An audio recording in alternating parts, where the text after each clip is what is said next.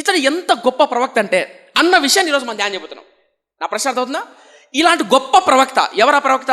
యెషయా ప్రవక్త పక్కనే ఉన్నప్పుడు ఈ ప్రవక్త మాట విని దేవుని చిత్తానుసారంగా నడవాల్సింది పోయి ఆ మాట వినుకోకుండా పోవడానికి కారణం ఏంటి? ఇంతకు ఎవరైనా, ఈయన కుటుంబం ఏంటి, ఈయన ఎక్కడి నుంచి వచ్చాడు, ఈయన ప్రార్థనా జీవితం ఏంటి, ఈయన ఏం చేశాడు అన్న విషయాన్ని ఈరోజు మనం ధ్యానం చెబుతున్నాం. అర్థమవుతుందా? ఎవరి గురించి? యెషయా గురించి.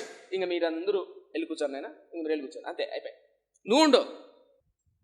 ఇప్పుడు మనోడు యెషయా ప్రవక్త, ఓకేనా? ఇది అర్థమవుతే యెషయా ఎంత గొప్ప ప్రవక్త, యెషయా రాసిన పుస్తకాలు, ఆయన మనసుతో మనకు అర్థమవుతాయి, ఓకేనా? రైట్. కనిపించాడు కదా యెషయా ప్రవక్త. ఈ యెషయా ప్రవక్త బైబిల్లో అన్నిట్లకల్లా పెద్ద పుస్తకం అంటే పెద్ద ప్రవక్త ఎవరంటే ఈ యెషయా ప్రవక్తే. ఇంత పెద్ద 66 పుస్తకాలు రాస్తాడు. ఎవరు? ఈ యెషయా. ఇది అర్థం అవ్వాలంటే ఇప్పుడు చాలా అవుతానండి. ఇతను ఎవరు అనేది మీకు టూకీ కొన్ని మాటలు చెప్తా.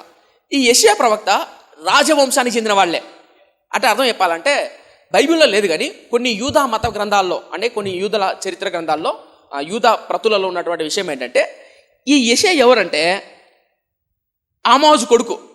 ఒక్క నిమిషం బైబిల్ చదువుతాం, చదివి తర్వాత ఎక్స్ప్లెయిన్ చేస్తాను. ఒకసారి బైబిల్ చదువుదాం. యెషయా గ్రంథం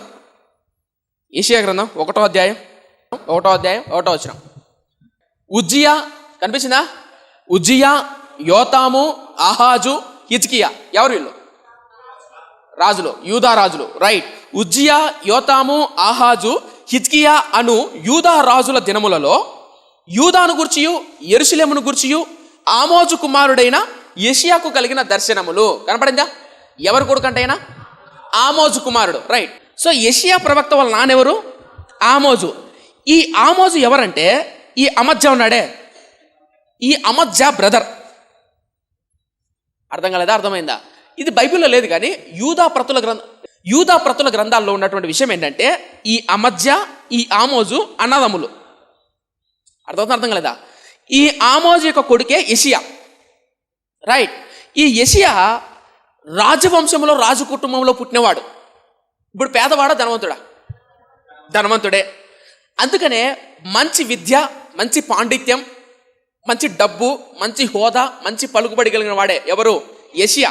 కాబట్టే తన రచనలో 66 అధ్యాయాలు ఉన్నటువంటి తన పుస్తకంలో అద్భుతమైన విషయాలు, ప్రవచనాలు చక్కగా రాయగలిగాడు. ఎందుకంటే జ్ఞానము, ఉన్నతమైన విద్య, ఉన్నతమైన పాండిత్యము యెషయాకుంది. ఎందుకంటే యెషయా సాధారణమైన వ్యక్తి కాదు, రాజవంశం, రాజు కుటుంబంలో చెందినటువంటి వ్యక్తి. ఇది బైబిల్లో లేదు, యూదా ప్రతుల గ్రంథాల్లో చరిత్రలో ఉన్న విషయం చెప్తున్నా. కొంతమంది యూదా చరిత్రకారులు ఏమంటారంటే ఈ అమజ్జా యొక్క సహోదరుడే ఆమోజు, ఆ ఆమోజు కొడుకే యెషయా ప్రవక్త. ఈ యెషయా ప్రవక్తే ఈ అమజ్జా, ఉజ్జియా, యోతాము, ఆహాజు, హిజ్కియా కాలములు అంతా ప్రవచిస్తాడు. అర్థమవుతుందా? ఆ తర్వాత ఈ మనస్సు అనేవాడు ఈ యెషయా ప్రవక్తను చంపేస్తాడు, రంపముతో గోయించి చంపేస్తాడు. ఎవరు? ఈ మనస్సు అనేవాడు. ఎవరిని? యెషయా ప్రవక్తను. ఎందుకు చంపుతాడంటే నీతిని, యథార్థతను, భక్తిని బోధించినందుకు, విగ్రహారాధన తప్పు అని చెప్పినందుకు. ఇప్పుడు చాలా చేతండి. ఈ యెషయా అనే ప్రవక్త డబ్బున్నవాడు, ఉన్నతమైన కుటుంబంలో పుట్టినవాడు, రాజవంశానికి చెందినవాడు. అవునా? రైట్. ఇప్పుడు ఇతను బ్యాక్గ్రౌండ్ అర్థమైంది కదా. ఎవరు? యెషయా ఆమోజు కొడుకు, పేదవాడా, ధనవంతుడు, రాజవంశంలో పుట్టినవాడు. ఇప్పుడు ఏం జరిగిందో ఇప్పుడు మనకు అర్థమవుతాం. యెషయా గ్రంథం 6వ అధ్యాయం మొదటి నుంచి చూద్దాం. యెషయా గ్రంథం 6వ అధ్యాయం తీయండి.